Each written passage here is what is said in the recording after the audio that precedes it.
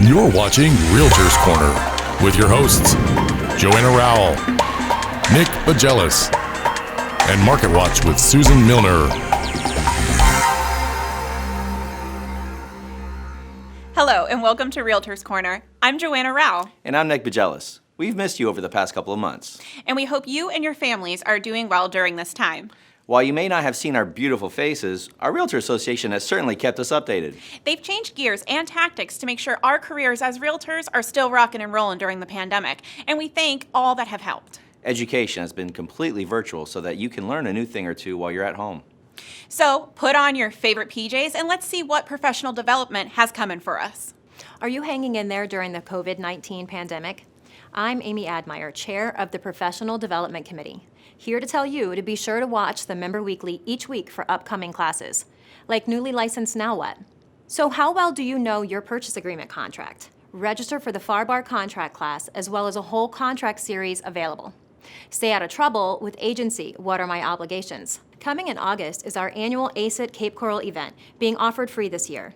Plus, learn tips and tricks from high-producing top agents at the annual Top Guns event coming in October. You don't want to miss that. And for the third month in a row, we are partnering with the Pinellas County Realtor Association for some great classes and designations at an extreme discount, like the Real Estate Negotiation Expert and CIPS Institute.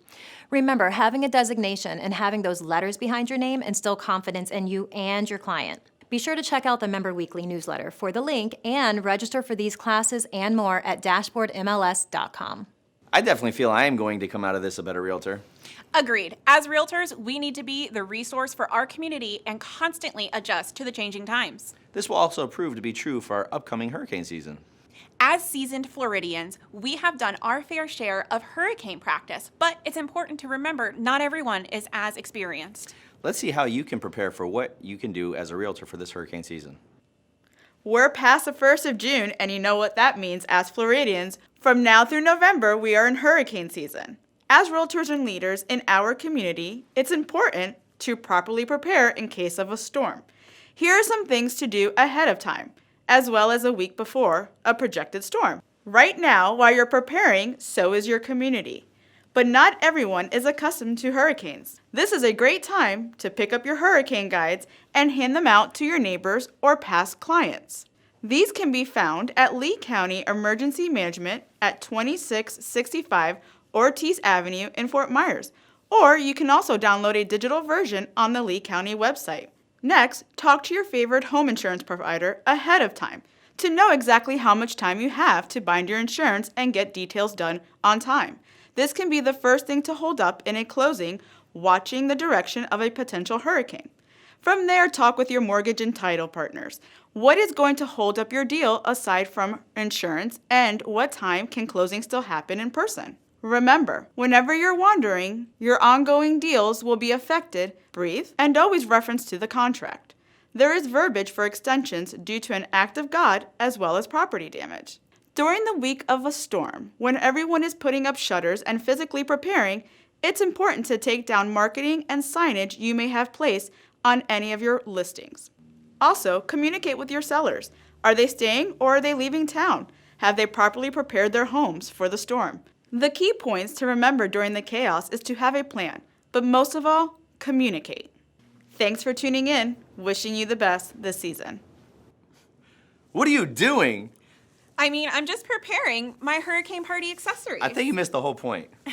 While we prepare for the future, let's take a look back at our market stats. Susan, we've really missed you. What have you got for us? All right, let's dive into April 2020 Lee County Market Snapshot. Last time, I decided to combine February and March numbers into one update. To keep with social distancing, I reported from my house. I'm excited to be back at our studio this month. If you recall, we had been seeing double-digit increases in sales year over year since September 2019. I have some news for you. April finally saw the dip. Obviously, this was fueled by the coronavirus pandemic and entire world shutdown, but it happened. Overall sales were down 14.1% for single-family homes and down a whopping 31.2% for townhomes and condominiums. All cities saw slight to large decreases in number of homes sold year over year, except for Estero, which saw a 7.7% increase. Single-family homes in most Lee County cities saw increases in median sale prices year over year. The two highest to note were Pine Island with an 18.6% increase and Sanibel Captiva with a 13.5% increase. Fort Myers Beach saw a 24.8% decrease in median sales prices. Keep in mind that was with small inventory numbers on these islands. Percentages can seem drastic.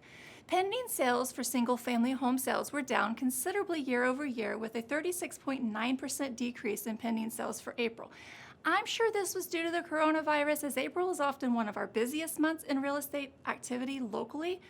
Active single-family home listings were also down in April by 22.9% year over year. Interestingly enough, the median percentage of list price to sold price was up 1.3% from 94.8% in April 2019 to 96% for April 2020 for single-family home sales.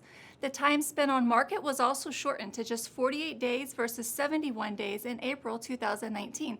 That's a 32.4% decrease. Well, what type of market are we currently in? All of these factors combined with us still hovering in the 4-month supply of inventory, 4.3 to be exact, for single-family homes keep us signaling a seller's market. Our May through July numbers should be very interesting. Did you know that you can always check out these and more market stats by logging into your MLS dashboard? Just click on the market reports icon. That's it for now, my friends. Stay well and keep informed. Back to our awesome hosts, Nick and Joanna. Thanks, Susan. I think April was expected, but I'm really excited to see what the numbers are next month. Well, I guess you, along with everyone else, will have to tune back in next month. Fine, if I have to. You literally have to. You're a host. From our corner To your corner. thanks for joining Realtors Corner.